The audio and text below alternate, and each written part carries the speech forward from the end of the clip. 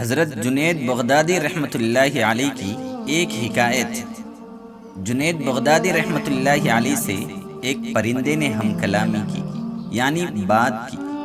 جنید، آپ جانتے ہو جب تک ہم ذکر کرتے ہیں اس وقت تک ہم آزاد رہتے ہیں، جب ہم ذکر سے غافل ہو جاتے ہیں تو ہمیں پکڑ لیا جاتا ہے۔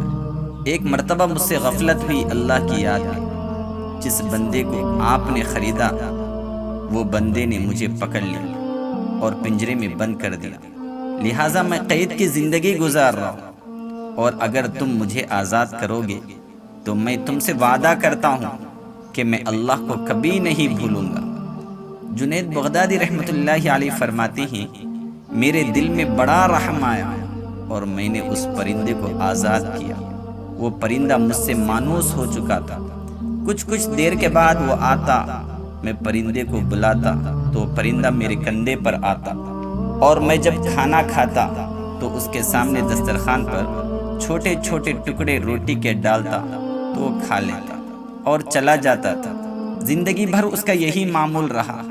ایک دن جنید بغدادی رحمۃ اللہ علیہ کی وفات ہو گئی، اور وہ پرندہ جب ان کے گھر آیا تو اس نے دیکھا کہ جنید بغدادی تو چارپائی پر لیٹے ہوئے ہیں اور ان کو کفن دیا جا رہا ہے، دفن کے لیے تیار کیا جا رہا ہے۔ جہاں اس پرندے نے دیکھا تو اوپر سے نیچے گر گیا اور پرندے کی وفات ہو گئی، پرندہ بھی مر گیا۔